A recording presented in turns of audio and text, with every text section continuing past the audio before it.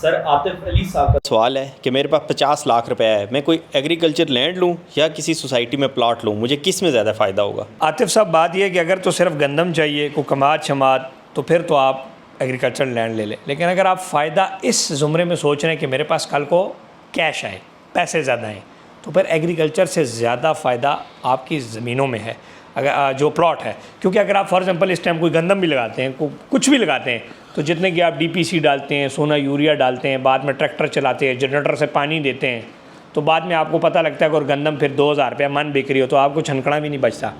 लेकिन ROI जो है वो, अगर आप, मैं इसको थोड़ा सा तब्दील कर देता हूँ आपको लिए एडवाइस आतिफ साहब, कि अगर आप इसी 50 लाख में एक फ़्लैट ले लें तो वो आपको रेंट भी देगा महीने का 30, 35, 40 हज़ार रुपया, साथ वो 5-6 साल के बाद वही फ्लैट आपका 90 लाख रुपए का होगा, 35-30 लाख रुपए की आपको बचत भी हो जाएगी। या अगर आप प्लॉट भी लेते हैं, फॉर एग्जांपल जिस बंदे ने आज बैरिया में प्लॉट लिया 2020 में 30 लाख रुपए का, आज वो 80 लाख रुपए का प्लॉट है। सो ज़मीनों के रेट, ज़राई ज़मीन के रेट स्लो ऊपर जाते हैं, डेवलप एरिया के रेट तेज़ी से ऊपर जाते हैं।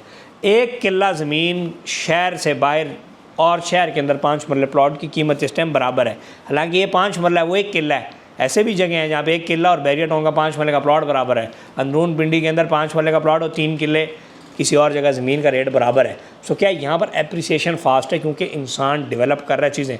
दूसरा जो फ़ायदा है, अगर ROI में देखा जाए तो प्लॉट के अंदर फ़ायदा ज़्यादा है। अगर सिर्फ गंदम ही लगानी है तो मैं कहता हूँ कि ROI लें, पैसा कमाएँ, 2000 रुपये मन ख़रीद लें जाके, तो उससे आपका फ़ायदा ज़्यादा होगा, बजाय कि आप ज़राई ज़मीन ख़रीदें। ज़राई ज़मीनें लोगों के पास होनी चाहिए, ख़रीदनी चाहिए, अच्छी चीज़ है, लेकिन इस टाइम एग्रीकल्चर के अंदर फ़ायदा बहुत कम है।